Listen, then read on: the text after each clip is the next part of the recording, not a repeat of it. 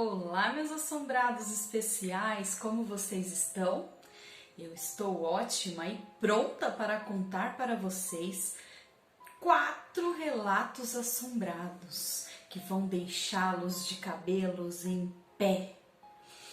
Bom, hoje o meu beijo especial vai para uma grande amiga, que eu não posso falar o nome, mas ela que me enviou esse primeiro recado. Muito obrigada, Rebeca! Troquei o nome, tá, pessoal? Como eu sempre faço, me enviem os e-mails com os relatos de vocês e será totalmente anônimo. Vamos lá? Meu filho é um médium. Este é o título do relato. Meu filho tinha 4 anos quando foi tomar banho sozinho e ele falava que tinha uma menina com um vestido azul de rendinha, e ele falava também que quando ele não queria brincar com esta garota, ela começava a gritar e saía um monte de bicho da boca dela. Aí levei ele para minha mãe para ver se ele esquecia isso, né? Se ele não comentava mais, embora pensei, né, que fosse alguma criação da mente infantil.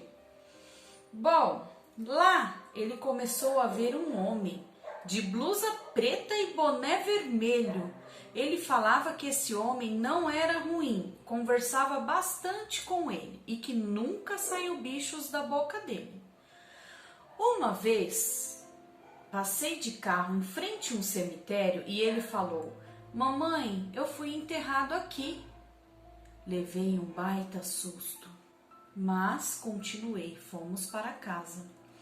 Passaram-se anos e ele sempre tocando em assuntos esquisitos, que para mim era muito assustador. Bom, passou um tempinho, nunca mais ele tocou em assunto desse tipo. Pensei que havia acabado, que seriam amigos imaginários da infância.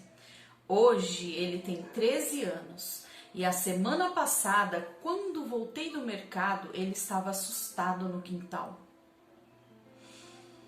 Olhei para ele e ele falou: "Mamãe, eu estava te esperando." E eu logo perguntei: "O que houve?" Eu estava na cozinha e vi uma moça de vestido longo florido olhando para mim. E então ele falou: "Eu fiquei com medo, mamãe. Ela sorriu e tinha um cheiro forte de flor. Dentro de casa, a casa toda ficou cheirando flor, mamãe." 3 dias depois, ele acordou com as costas toda arranhada por unha, marcadas como se fossem unhas que tivessem arranhado as costas dele. As marcas formaram uma cruz. Ele ainda tem muitos pesadelos. Pati, isso foi muito assustador. Está sendo assustador. Este relato termina aqui. Puxa, minha amiga, muito sério mesmo, né, essa situação? Bom, vamos lá para o nosso segundo relato.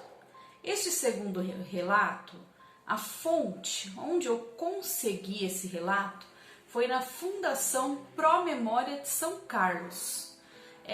São histórias, os próximos 3 relatos, a fonte é a mesma. São histórias que vêm sido passadas de geração a geração, que aconteceu no passado, mas que o pessoal lá de São Carlos acredita que seja verdade, que realmente isso aconteceu, né? Tanto que tá lá no acervo. Bom, este primeiro relato desse acervo chama-se Bonde Fantasma. O relógio marcava 23 horas naquela sexta-feira de outubro, em 1940. Dentro do bonde estava o motorneiro e o cobrador, que se preparavam para fazer a última viagem da linha 1, que ia do cemitério Nossa Senhora do Carmo até a estação ferroviária. Costumava viajar vazio a este horário e silencioso, pois era o fim do expediente. Provavelmente sempre por conta do horário. Naquele dia, no entanto, cerca de 15 pessoas embarcaram no bonde, em frente ao cemitério. Algo inusitado para os funcionários. O motorista teria notado que todos os viajantes estavam muito bem vestidos e apresentavam feições sérias. Não estavam sorrindo, estavam sérios. Olha só. Bom, o motorista ficou um pouquinho curioso, mas tocou viagem. Ao conversarem entre si, motorneiro e cobrador chegaram à conclusão de que aquelas pessoas deveriam estar indo ou voltando de alguma festa, embora aquilo nunca havia acontecido antes. O bonde continuou sua viagem como de costume, mas o silêncio incomum para um veículo com 15 passageiros chamava mesmo a atenção dos funcionários. Assustado, o cobrador decidiu esperar para receber o dinheiro dos viajantes junto ao motorneiro. Ele não ficou no vagão, estava com medo, assustado. Então ele foi lá na cabine frontal para aguardar o término da viagem.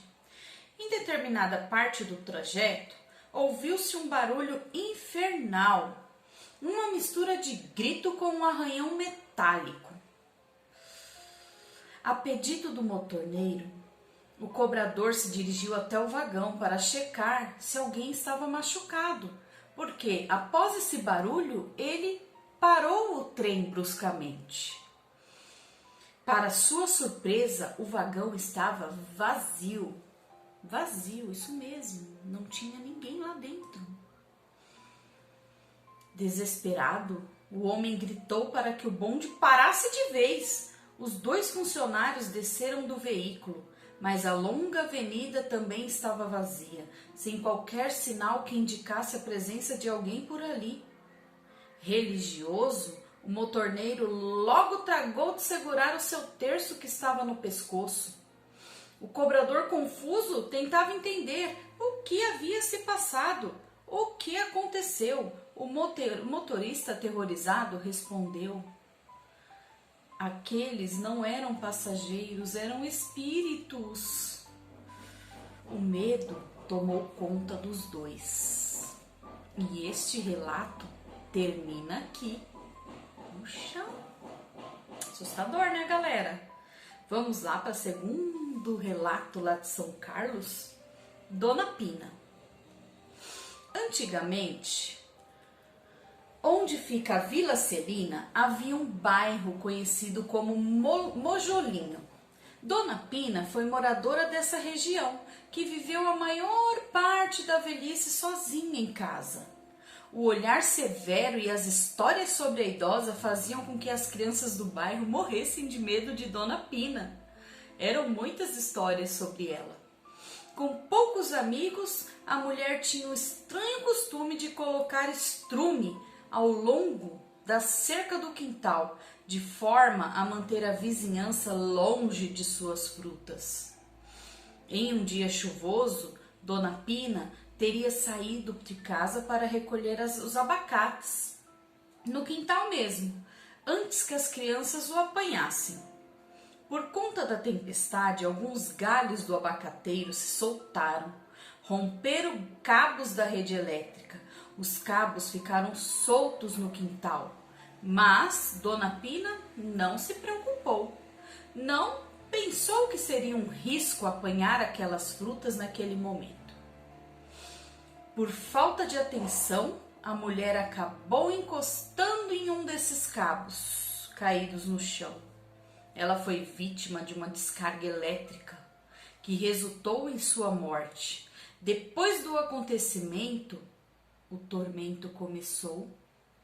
Muitos vizinhos relatam ter ouvido Dona Pina andando na residência.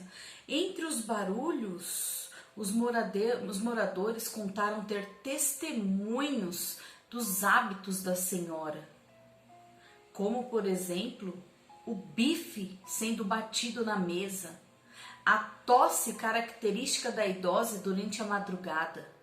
Esses vizinhos ficaram muito assustados. Para eles, não resta dúvida É sim o espírito de Dona Pina, que continuou a vagar pela residência que não é ocupada por outra pessoa no momento e nunca foi ocupada após a sua morte. Puxa, este relato termina aqui. Vamos lá para o último relato, pessoal. Deixa eu pegar o último relato. O último relato é do lobisomem da Vila Monteiro. Bom, em meados dos anos de 1960, na região da Vila Monteiro, alguns moradores começaram a relatar a presença de um lobisomem em uma das casas do bairro. Durante a noite, uma presença estaria agitando os cachorros da vizinhança.